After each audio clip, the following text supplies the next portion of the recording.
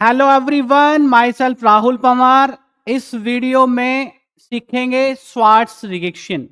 Swarts reaction कहाँ use होती है, किस लिए यूज होती है और इसकी केमिकल इक्वेशन क्या होती है। Swarts reaction when alkyl chloride और ब्रोमाइड, क्लोरोएल्केन या ब्रोमोएल्केन, एल्काइल क्लोराइड या ब्रोमाइड भी इसको कहते हैं, are heated with metallic fluoride.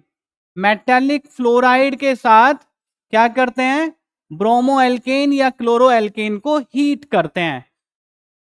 कौन सा मेटेलिक फ्लोराइड यूज करते हैं, इनमें से कोई भी, AgF, Ag2F2, SbF3 और एक आप COF3 भी यहां पे यूज कर लेते हैं कई बार। ठीक है, इन मेटेलिक फ्लोराइड के साथ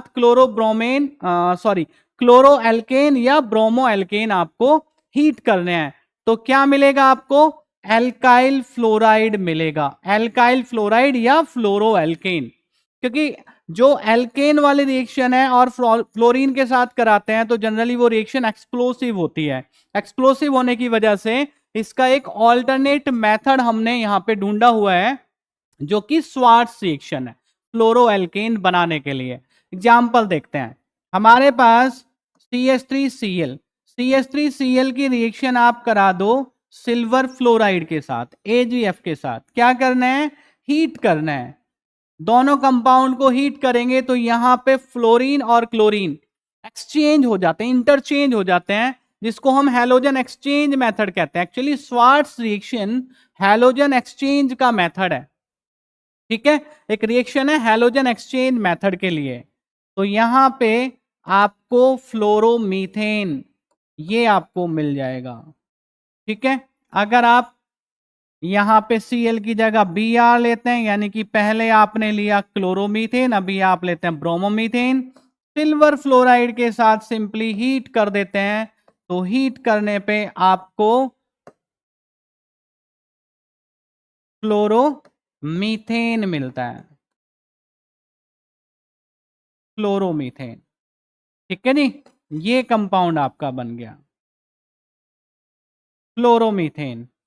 अब यहां पे कितने कार्बन लेते हैं उसके अकॉर्डिंग आप एल्केन बना सकते हैं।